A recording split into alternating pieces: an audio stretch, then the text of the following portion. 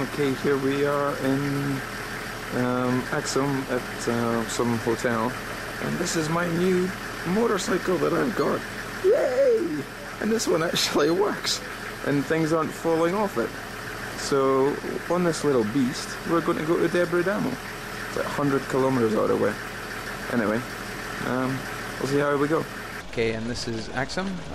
Nice start to the trip here. We've got some camels. Okay, here we are in the old part of Axum. As you can see, it's incredible. It's, I don't know, it's like something out of Monty Python or something. What did the Romans do for us? Or Italians maybe. Okay, I've come into a local drinking establishment here because it seemed to be the most happening place around. Now what I'm going to try here is something called tala, which is some sort of local beverage which is either, depending on the flag outside, distilled or not distilled. I don't know which would be better because it doesn't look particularly appetizing at the moment, but I'll give it a go and see what it tastes like and I'll let you know. We are happy to announce this in our culture also in other worlds. We have only lack of promotion in the country.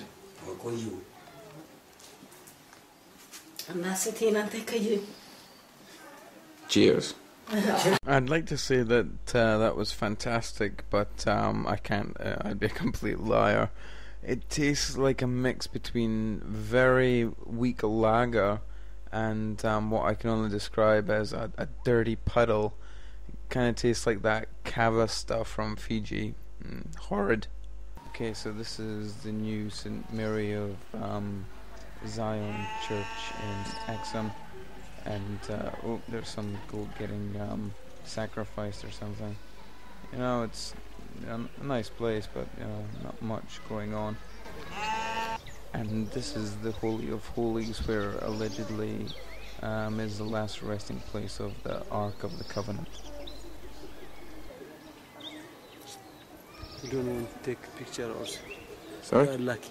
You don't want, he was not voluntary to take photo. Well, I'm not sure about so lucky. I'm sure he has to come out every day and get water and stuff. God, I didn't even notice this guy at first, but he's a soldier here to protect the Ark of the Covenant, because some American tourist, not believing of their claims, ran into the temple one day. I wonder what he found. I'll have to check the internet when I get back. Okay, this is the last stop on our tour of Axum before we hit the road. It is the stele field, which, as the name implies, is a field full of stele. Of note to the right here with the scaffolding is the stele that was stolen by the Italians when they occupied Ethiopia in the Second World War.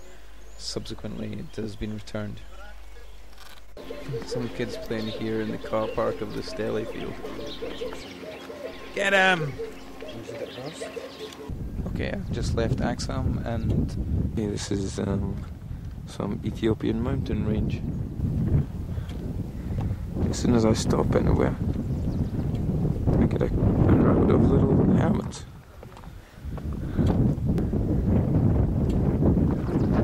Hello, hermits. They're not keen on waving. Okay. I think that road is where I'm going. Well, these are the state of these Ethiopian roads. These ones are actually really good. I'm not so worried about them. But the ones with just covered in loose rock are pretty difficult to navigate on this bike. And I'll be honest, I wouldn't be surprised if I come off it at some point. You know, it's sliding out all over the place. Anyway, that's the whole adventure, but you know, look at this beautiful Ethiopian landscape. Okay, I clearly didn't expect some newfangled GPS thing, but wait until I show you the map that they gave me. Clearly lacking in detail, but anyway. So leaving the hotel, I'll go right at the roundabout to Adu, then on to Enticho, then Cerro, and eventually Debre Damo. I don't know what that is at the end. It looks like me getting hanged or something. Let's hope not. Anyway, X marks the spot. I think this is the main road, so you can kind of see what's going on. It's a little bit dusty. A bit dusty with the truck. Some goats, that's about normal. But just beautiful. Kind of semi-arid desert.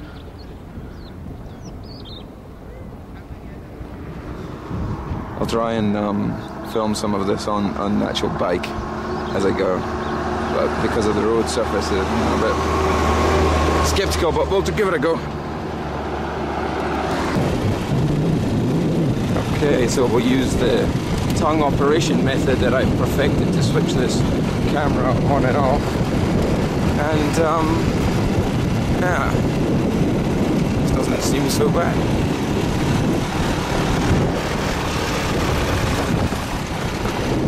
Apart from there where I thought I might fall off. Okay, look, here's a little town called I.avi, something like that. Okay. Okay, we can edit these bits out after. Oh yeah. What's kind of interesting here is that nobody seems to care what I do. Hey, fuck. Because I'm white. You know, the police don't seem to care that I've got no helmet, or this clearly is not my bike. You know, anyway, interesting. And now we have we did have a tarmac road. Okay, now we have more tarmac road, which is littered with big holes. Okay, so we've just left Cerro, or Sierra, or whatever it was called, and some French lady kindly gave me some sun cream because I was burning like a beetroot.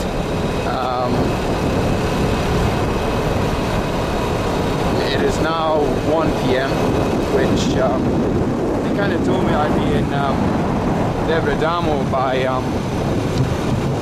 you know, in 2.5 hours, and I think I left roughly about, say, 9 o'clock. So I'm way behind schedule, but that's probably, you know, I'm not going the fastest, and I'm stopping at every attractive thing going. So we'll see. Okay, here are my feet after driving the motorbike through that sandy part. It's quite deep, but anyway, we didn't come off.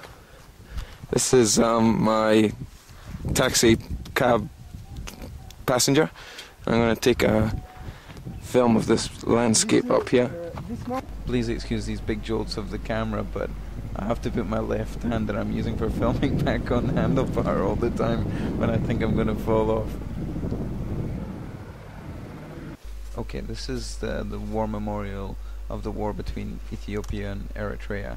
Like generally everything in Africa, I had to grease the soldiers that you can kind of just see up there as palms with silver before they let me in, which, to be fair, was a major disappointment. The only kind of comical thing was that obviously nobody ever goes there, and it was full of all these dead pigeons which they had to sweep out. Bizarre. Okay, so this is some little town. I have no idea where, on the way to I.avi. Everyone all very nice, and my passenger Tizera has just got off.